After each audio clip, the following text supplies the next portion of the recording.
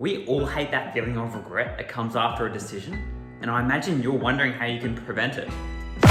But luckily for us, 95% of all your decision regret comes from one place, and it's not even your fault. Our society is structured around freedom, giving us choices in everything we do. But this abundance of choices actually does more bad than good, and will lead to regret in ways you would have never thought possible. And now with my trusty Dimension Hopper 2000, I'll show you the most impactful ways the paradox of choice will make you regret your decisions, and then how you can combat them. Here we go.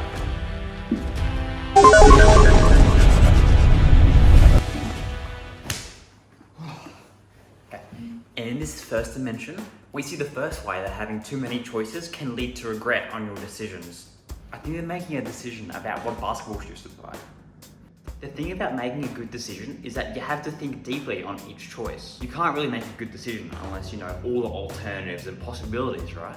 But a byproduct is that when we make a decision, this deep thought naturally carries over, meaning that we think about what we missed out on. And that's the first reason the paradox of choice is making you regret your decisions.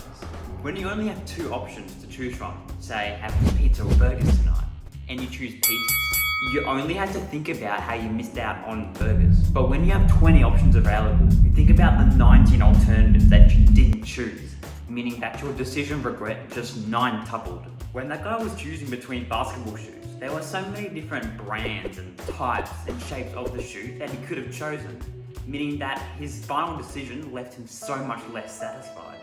Oh mon dieu, je ne peux pas croire que j'ai acheté ces poubelles. Let's get out of here before he throws a stale baguette at me. Alright, now witness this. It seems we found a satisfied decision maker in the wild.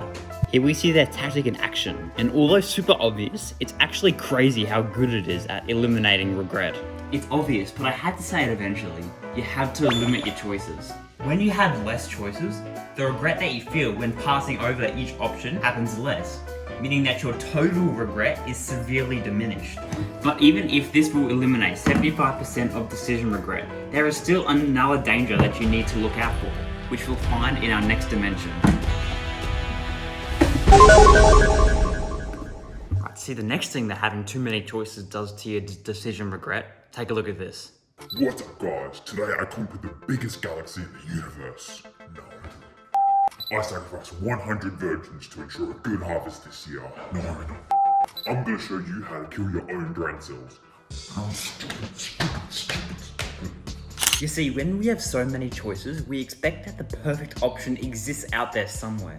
When there are so many content types out there that he could have made, he thought that there had to be the optimal choice. I mean, there has to, right?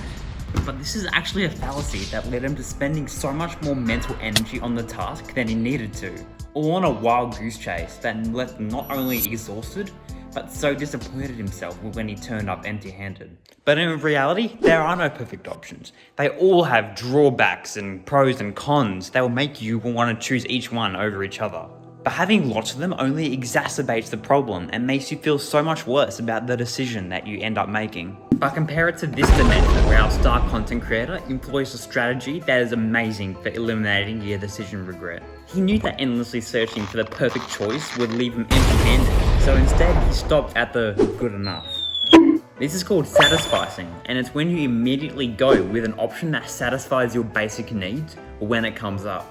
This guy set out with a list of criteria for the type of content he wanted to make, and he ended up going with vlogging because it fulfills his basic needs for creating entertaining content, but also giving an outlet to document his travels. When you satisfy, you immediately get out of that mindset of searching for that perfect option.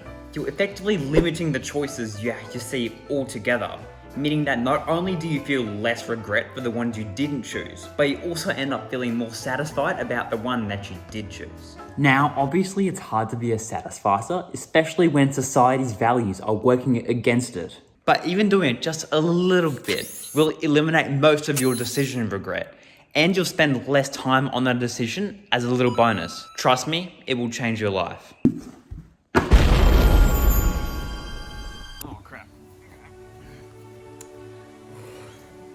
Look, the thing about interdimensional travel is that you don't really know where you're going to end up. So unfortunately for you guys, that means that this part of the video isn't scripted.